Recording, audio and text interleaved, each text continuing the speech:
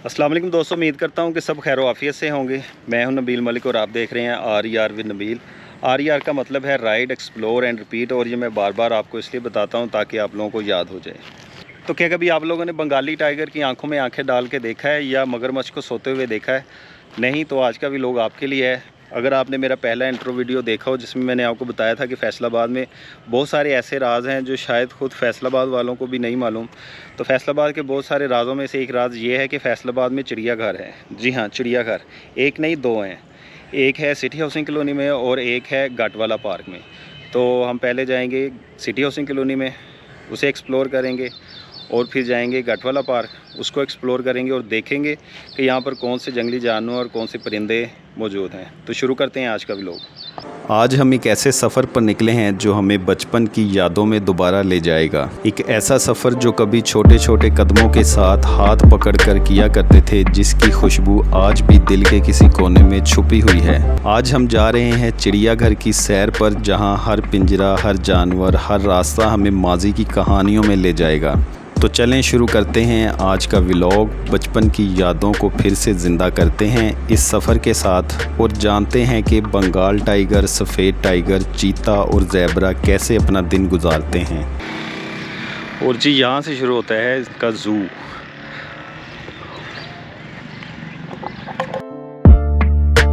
क्या आप जानते हैं कि ये बंगाल टाइगर दिन में 16 से 20 घंटे रोज़ाना सोता है। शिकार करने और घूमने के लिए ज़्यादातर रात को निकलता है और एक वक्त में तकरीबन 15 से 25 किलो तक गोश्त खा सकता है। अमूमन ये हर रोज़ शिकार नहीं करता। एक बार पेट भर कर खाने के बाद ये कई रोज़ शिकार नहीं करता है तो बस आराम।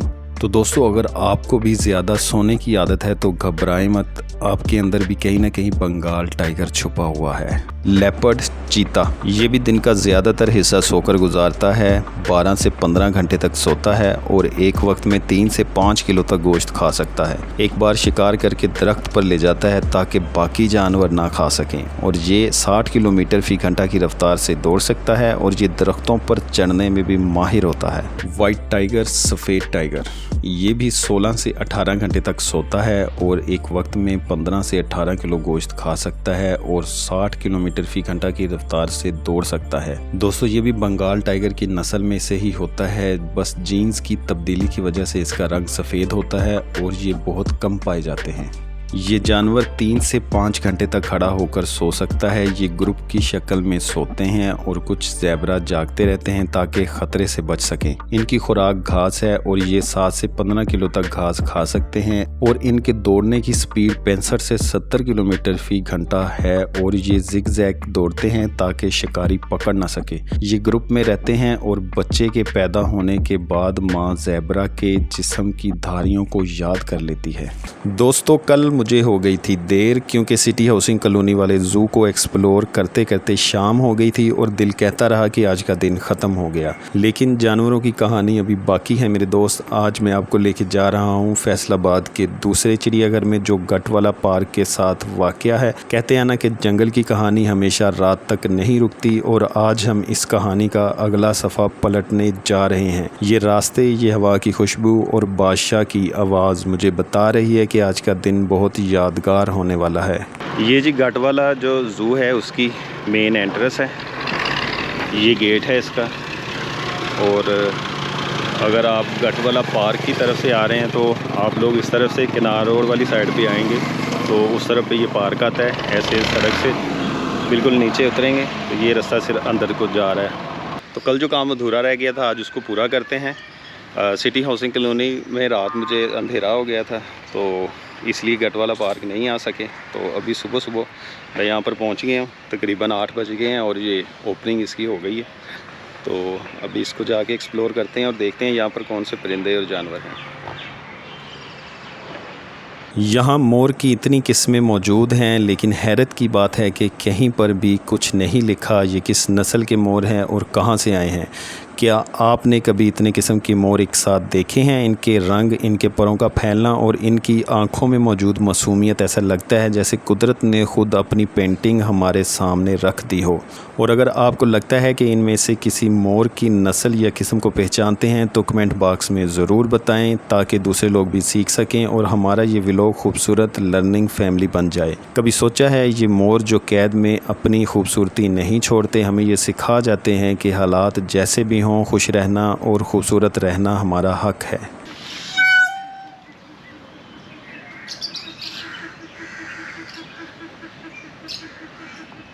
देखो इस मोर को कैसे अपने पंख फैलाकर चल रहा है, कितना खूबसूरत लग रहा है ना। ऐसा लगता है जैसे रब हमें कह रहा हो, देखो खूबसूरती ऐसे होती है।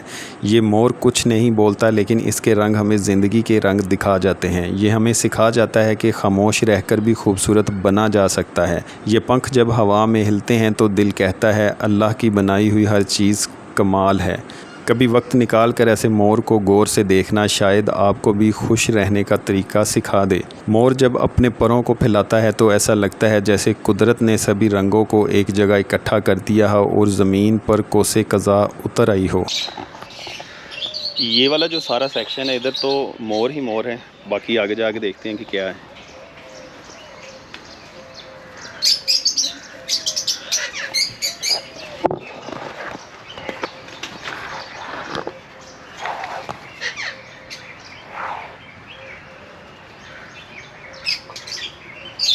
दोस्तों तोते तो तोते होते हैं, कहते हैं ना इनको जितनी मर्ज़ी चूरियाँ खिला दो ये कभी वफ़ादार नहीं होते। लेकिन हकीकत यह है कि तोते दुनिया के सबसे ज़हीन परिंदों में शुमार होते हैं और इंसानों की आवाज़ की नकल कर सकते हैं। कुछ तोते 100 से ज़्यादा अल्फाज याद कर लेते हैं और अपने मालिक की पहचान भी रखते हैं। तोतों की उम्र 50 साल से भी ज़्यादा हो सकती है। अगर इनका ख्याल रखा जाए तो ये नस्लों तक साथ रहते हैं। अगर आपके पास भी कोई तोता है दोस्तों तो इसकी कोई फ़नी सी बात ज़रूर कमेंट बॉक्स में बताएं। ये सफ़ेद मोर जो आप देख रहे हैं ये कुदरत का एक नायाब तोहफ़ा है। ये असल में इंडियन ब्लू मोर की ही नस्ल में से होते हैं, मगर इनमें जीन्स की ख़ास कैफियत की वजह से इनके परों में रंग नहीं बनते, जिसकी वजह से ये प्योर सफ़ेद नज़र आते हैं। इनकी चाल, इनके फैलते हुए सफ़ेद पंख, ऐसा लगता है जैसे सफ़ेद बादल ज़मीन पर उतर आए हों और कुदरत हमें खामोशी से अपनी खूबसूरती दिखा रही हो। ये सफ़ेद मोर बहुत रेयर होते हैं, इसलिए जब ये सामने आते हैं तो नज़र इन पर ठहर जाती है, क्योंकि ये कुदरत की नायाब खूबसूरती की निशानी है। जब ये मोर अपने पंख खोलता है तो ऐसा लगता है जैसे चांदनी ज़मीन पर उतर आई हो, हवा रुक जाती है और ये मोर खामोशी से अपनी शान दिखा जाता है। शायद ये मोर हमें सबक दे रहा है कि खामोशी, सादगी और वक़ार ही असल खूबसूरती है।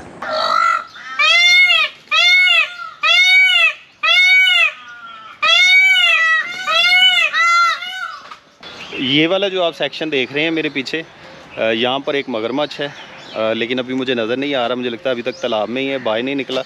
तो वेट करते हैं, जैसे ही वो निकलेगा इंशाल्लाह उसको भी कैप्चर करेंगे अपने इस व्लॉग में।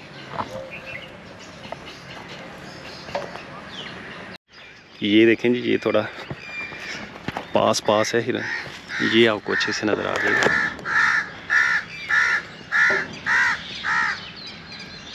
माशाल्लाह।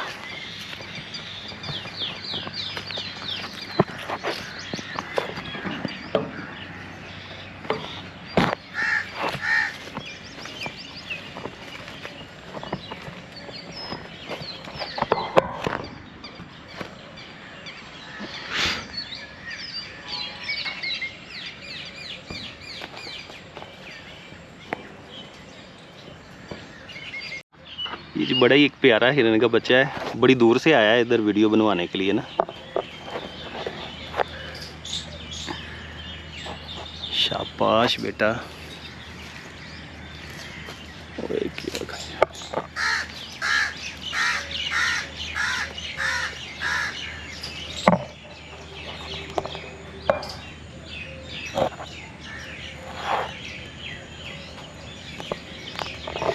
इसकी फैमिली की और भी बहुत सारे मेंबर हैं। ये इसी जंगले के अंदर कैद हैं, तो वो एक भाग के जा रहा है, जाके उसको भी कैप्चर करते हैं। ये किसी को बुला रहा है लगता है। ये देखें जी, ये बहुत ही करीब करके आया है हमें स्पेशल मूव देने के लिए। और इसको हम प्यार से बोल सकते हैं थैंक्स डियर, क्योंकि ये एक एक्चुअल डियर है। दोस्तों ये हिरन देखो कितना प्यारा है ना। इसकी मासूम आंखों में एक अलग सी चमक है और जब ये दौड़ता है तो लगता है जैसे हवा के साथ खेल रहा हो। बचपन में जब हम किताब में हिरन की तस्वीरें देखते थे तो दिल करता था काश एक बार हिरन को असल में देख सकें। आज जब हिरन को अपने सामने देखा तो बचपन की वो ख्वाहिश पूरी होती महसूस हुई। अगर आप भी बचपन में हिरन को देखकर खुश होते थे तो आज इस व्लॉग को देखकर भी वही खुशी फिर से लौट आएगी। प्यारे बच्चों, की आप जानते हैं हिरन जब दौड़ता है तो 80 किलोमीटर फी घंटा की रफ्तार से भाग सकता है। ये सिर्फ सरसब्ज घास और पत्ते खाकर ही इतना तेज़ दौड़ता है ना, कमाल की बात। ये जानवर, ये परिंदे, ये खामोश फ़िज़ा, ये सब कुछ हमें कुछ सिखाने आए हैं कि कुदरत सिर्फ तफरीह का नाम नहीं बल्कि एक एहसास है।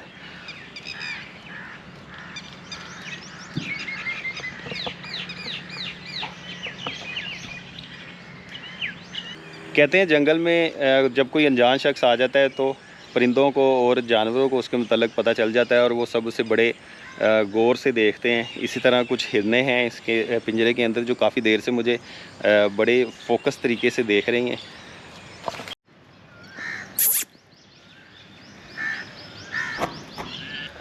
और हिरनों के साथ साथ यहाँ पर नील गाय भी है। ये उसका जंगल है और अभी आपको वो भी दिखाता हूँ।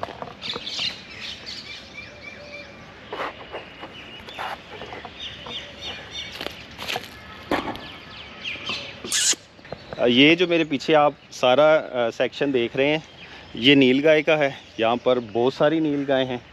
अभी एक वो पास थी लेकिन वो भी अभी दूर चली गई है मुझे देखकर।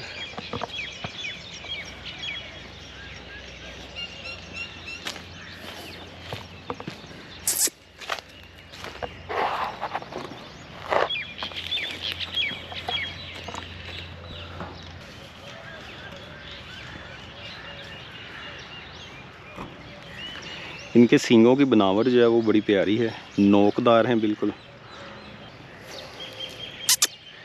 वैसे बुलाने की कोशिश तो कर रहा हूँ लेकिन डर रही है शायद।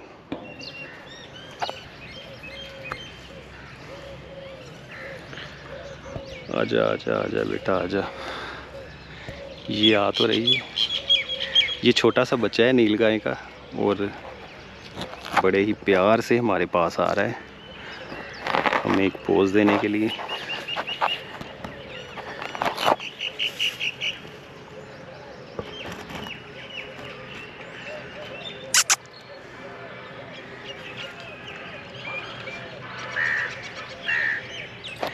इसके सींगों को आप गौर से देखें, बड़े ही नोकदार हैं।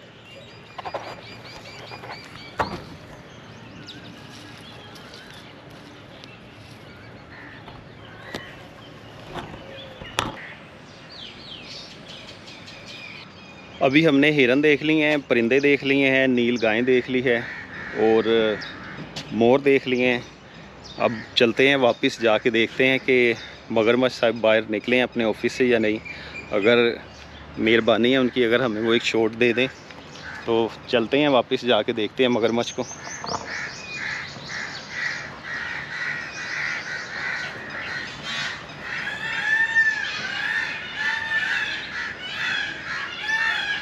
मगरमच्छ साहब के कमरे के बाहर आके खड़े हैं और रिक्वेस्ट कर रहे हैं कि अगर वो हमें थोड़ा सा टाइम दे दें। तालाब के अंदर मौजूद हैं। मुझे हल्का सा उनका फेस ऊपर से नज़र आ रहा है लेकिन अभी वो मुकम्मल तौर पर बाहर नहीं निकले। ये देखें भी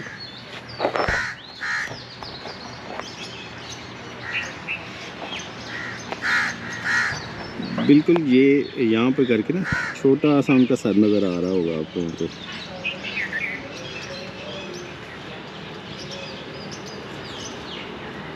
तालाब के अंदर बिल्कुल छोटा सा उनका सर नज़र आ रहा होगा आपको शायद,